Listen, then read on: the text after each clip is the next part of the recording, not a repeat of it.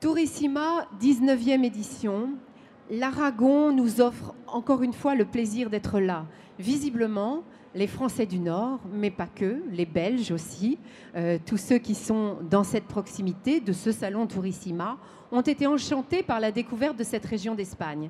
L'Espagne est un très grand pays touristique et l'Aragon séduit de plus en plus. Monsieur le ministre du Tourisme et de l'Aragon, comment expliquez-vous que votre région aujourd'hui soit en train de, non pas de dépasser peut-être les côtes de l'Andalousie ou Marbella ou ces endroits-là, mais en tout cas de séduire quand même de plus en plus de touristes? Je crois que surtout par la qualité de l'accueil et par la variété de son offre touristique. C'est vrai que l'Espagne est très connue à l'extérieur, surtout du fait de son tourisme littoral traditionnel, c'est l'Andalousie, les îles Canaries, les îles Baléares, mais l'Espagne conserve pas mal de patrimoine naturel et culturel, surtout la plupart du patrimoine naturel et culturel espagnol, c'est à l'intérieur justement. Et l'Aragon présente une offre touristique très variée où vous pouvez tout voir sauf la mer. C'est-à-dire qu'exception faite de la mer, on peut trouver la neige, le tourisme rural, un patrimoine formidable. On va l'évoquer de façon un peu plus détaillée ensemble, si vous le voulez bien. Mais je crois que pour ceux qui seraient mauvais en géographie ou les plus jeunes d'entre nous qui écoutent, vous voulez bien resituer l'Aragon dans l'ensemble de l'Espagne. Oui, l'Aragon est situé sur le cadran nord-est de l'Espagne, juste à la mi-chemin entre Madrid et Barcelone. 300 km de Madrid, 300 km de Barcelone, 300 km de Bilbao et de Valence. C'est-à-dire c'est le centre du polygone le plus important, dynamiquement parlant, le plus important en termes économiques de l'Espagne, est bien placé par TGV, ce qui, ça veut dire 1h15 de Madrid. Alors vous êtes plutôt le cœur ou plutôt le poumon de l'Espagne? Pardon? Vous êtes plutôt le cœur, el voilà, corazón. Voilà. C'est le cœur, non pas par la centralité, mais c'est le cœur aussi parce que l'Aragon, c'est la pierre fondante de l'architecture politique de l'Espagne. Alors justement, cette architecture politique et tous les passages, parce que ça a été une grande région de croisement finalement des civilisations, elles ont toutes laissé des traces. Commençons par ce patrimoine historique et culturel que vous pouvez offrir dans la région Aragon. L'Aragon est une des régions espagnoles plus riches de point de vue historique, justement parce qu'aucune étape historique est absente en Aragon. Nous avons un patrimoine mégalithique, préhistorique formidable. Nous avons des villes romaines comme Saragosse même. Caesarea Augusta est une des villes fondées par Auguste, l'empereur romain, mais il y a d'autres, Bilbilis à Calatayud. Bon, il y a partout le territoire. Nous avons la présence du monde arabe qui a laissé ses traces avec l'art mudéjar. Nous avons l'art roman du chemin de Saint-Jacques qui traverse l'Aragon. Une partie du chemin français de Saint-Jacques entre dans l'Espagne à travers l'Aragon. Nous avons aussi un patrimoine baroque qui nous relie à l'Italie, formidable aussi. C'est-à-dire, on peut trouver en Aragon une histoire très riche où toutes les étapes de la grande histoire universelle sont présentes. La meilleure preuve est peut-être que le grand public ne se doute pas toujours du nombre de films qui sont tournés en décor réel dans votre région. Oui, bien sûr, il y a pas mal de films, de grands films qui se sont déroulés en Aragon en profitant de son riche patrimoine naturel. Aragon a un patrimoine de plus de 300 châteaux, hein. Parce que c'était un espace de frontière, alors qu'ils devaient se défendre non pas de morts, mais aussi des Castillans. Il y avait de relations dans la naissance politique de l'Espagne en tant que réalité historique. Enfin, c'est la même chose en France. Il y avait le besoin de se défendre, ce qui nous a laissé un patrimoine architectural, comme par exemple, je pense au château de Loarre, qui est un des plus importants de l'art roman européen. Alors, justement, vous parliez tout à l'heure du chemin de Saint-Jacques de Compostelle. De plus en plus de pèlerins, pas forcément croyants, religieux et le faisant dans un but religieux, aussi cela, mais font ce chemin de Compostelle, le pèlerinage, qui passe par l'Aragon, vous le disiez. Vous avez vu l'augmentation de ces pèlerins qui peuvent alors profiter des routes, des logements, des hôtels? C'est vrai, il y a une redécouverte de cette voie qui a été, je crois, la principale voie des civilisations du Moyen-Âge dans l'Europe. Je crois qu'on ne peut pas comprendre l'Europe chrétienne, l'Europe en tant que réalité, elle est l'Europe chrétienne, et on ne peut pas la comprendre sans le chemin de Saint-Jacques. Mais le chemin de Saint-Jacques a été une voie des civilisations, une voie d'acculturation, une voie de pénétration de nouveautés culturelles, des innovations. L'urbanisme du Moyen-Âge en Europe se relève aussi du chemin de Saint-Jacques. Aujourd'hui, elle est une voie peut-être plus philosophique, puisque tout le monde n'est pas croyant, mais que beaucoup veulent toujours faire ce pèlerinage. C'est assez fabuleux. Alors, vous avez aussi aménagé, parce que la région est bien inscrite dans la modernité, vous avez aménagé des structures nouvelles. Je pense au balnéaire que vous avez développé grâce peut-être à votre eau de source qui est excellente.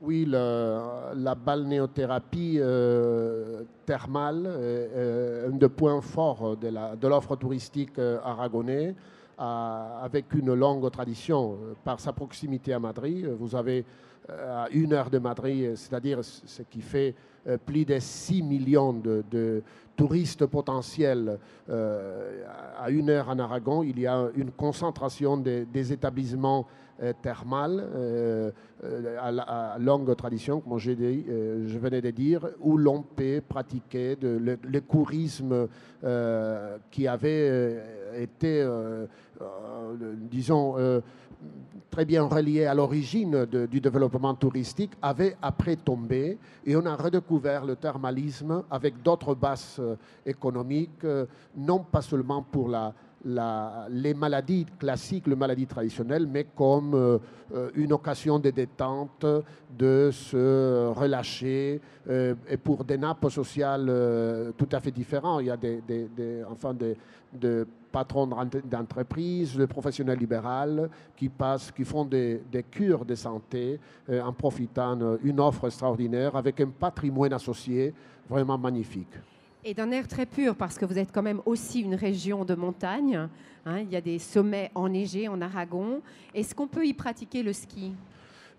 Aragon, c'est justement le 25% de la neige espagnole. C'est-à-dire qu'on n'est que le 10% du territoire, mais on est le 25% du marché des sports d'hiver en Espagne. Il faut que nos spectateurs pensent que les Pyrénées centrales, surtout la partie la plus haute de la chaîne, se situe justement en Aragon, et que les grands sommets, les toits de la chaîne, le Pico Aneto, est justement en Aragon, et que nous avons 7 stations de sport d'hiver. La plus grande station de sport d'hiver en Espagne se trouve en Aragon, c'est Formiral, avec plus de 120 km skiables, et que les 7 stations aragonaises composent un éventail de produits qui ont la qualité par but d'action, et tous les 7 stations ont été certifiées avec la marque de qualité touristique espagnole, avec la Q de qualité. Un rêve d'aller skier en Espagne, parce qu'il y a quand même plus de soleil aussi de ce côté-là. la neige et le soleil quasiment garantis. Alors, vous avez aussi le culturel, non pas dans la pierre, dans l'architecture, mais je pense au peintre Goya et à l'art présent sous d'autres formes aussi que celui de l'architecture.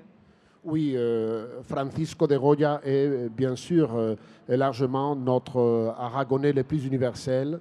Je ne sais pas si tous les Français connaissent que c'est justement Aragonais, Francisco de Goya, et que la plupart de son œuvre a été faite en Aragon. On conserve sa maison natale très près de Saragosse. On conserve toute la géographie de son enfance. Et justement, il y a une œuvre importante sur le mur de la basilique du Pilar où l'on peut admirer un autre Goya, le Goya jeune qui faisait de peinture sous les toits, sous les voûtes de l'église, comme Michelangelo l'avait fait aussi sous la chapelle du Vatican, Sixtine, chapelle Sixtine, oui. Pas celui qui peignait contre Napoléon, je pense au 6 de Mayo, c'est Goya qui a fait ce tableau? Oui, Los Fusilamientos. Donc oui, c'est effectivement, voilà. ça c'est quelque chose, c'est un moment de l'histoire à l'époque napoléonienne qui a divisé nos pays, la France et l'Aragon. En revanche, nous avons été souvent liés par des mariages, par des rois, des familles communes, finalement. Oui. Ces parties-là de l'Europe, nous sommes tous cousins. Oui, je crois qu'on a eu des problèmes de voisins, mais on a eu aussi des solutions de voisins. Beaucoup d'amitié et d'histoires d'amour aussi. Et vraiment, je peux vous dire qu'en Aragon, les Français sont largement le pays étranger émetteur de touristes le plus important en Espagne, que les relations sont de plus en plus étroites, de plus en plus franches, de plus en plus cordiales. On s'y trouve très bien, effectivement, et si on veut grouper 2 city trips, on est forcé avec délectation de Barcelone à Madrid ou dans l'inverse de traverser votre beau pays. Je reviendrai juste un instant sur les sports parce qu'on a parlé du ski, on a parlé de... Finalement, on s'aperçoit que les touristes qui choisissent le bord de mer se contentent d'aller dans des piscines. Vous, l'eau, les sports aquatiques, je pense au canoë dans la montagne, enfin aux descentes, vous les avez également. Plus tous les sports récents, parapente. Est-ce que ça attire ces sports-là, qui sont souvent assez physiques, attirent une clientèle, un tourisme plus jeune? Une clientèle jeune, mais aussi une clientèle internationale. Les sports dits d'aventure, le sport californien, le canyoning, le parapente, enfin la descente, la randonnée, etc., font l'objet d'une activité touristique qui est très bien connue des Français chez nous. Je peux vous dire un peu plus de la moitié de nos touristes pratiquant le sport d'aventure, ce sont des Français. Et ils connaissent très bien, non pas seulement les sommets de la chaîne, non pas les scénarios de l'alpinisme, mais aussi les montagnes les plus extérieures, les plus situées au sud de la chaîne, la moyenne montagne pyrénéenne qui a fait l'objet de cette redécouverte du tourisme de sport d'aventure. Alors, il faut malheureusement conclure sur cette belle région d'Aragon. C'est évidemment l'Espagne. Donc, vous aviez commencé par cet argument-là, Monsieur le Ministre, sur l'accueil. Et les enfants, particulièrement, qui sont toujours les bienvenus face aux Aragonais, aux Espagnols en général, vous avez pour cela des parcs thématiques pour que les familles puissent se divertir. On va y faire la fête aussi. Et donc, je voudrais... En conclusion, malheureusement, que vous me parliez un petit peu des fêtes, du sens de la fête, de l'hospitalité, du bien manger et du bien boire en Espagne, enfin dans cette partie de l'Aragon en tout cas, et peut-être des festivals qui vont avoir lieu. Oui, Je voudrais, vous avez évoqué un de nos axes thématiques importants. Nous avons un patrimoine paléontologique notable qui a été mis en valeur sous la forme d'un parc de dinosaures, des animaux préhistoriques, d'Innopolis à la province de Teruel, qui est visité par milliers de personnes. Nous avons aussi, je peux vous dire, je profite pour parler de l'accueil et de fête. Je vous annonce que entre le 14 juin et le 14 septembre, nous allons célébrer une exposition internationale, l'exposition internationale Zaragoza 2008, consacrée aux problèmes de l'eau et du développement durable. C'est-à-dire Saragosse attend entre 7 et 8 millions de touristes cette année pour visiter sa magnifique exposition qui va changer tout à fait la ville avec une modernisation extraordinaire des infrastructures, avec la construction de nouveaux ponts, etc.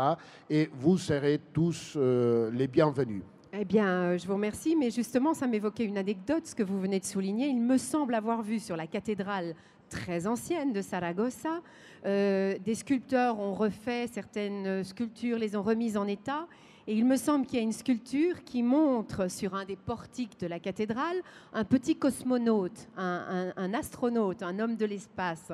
Donc l'un de vos sculpteurs a fait un petit clin d'œil en sculptant ça. Et je trouve que ça résume très bien l'esprit aragonais d'avoir ce patrimoine historique très ancien et de l'inscrire à la fois dans une joie de vivre et dans la modernité.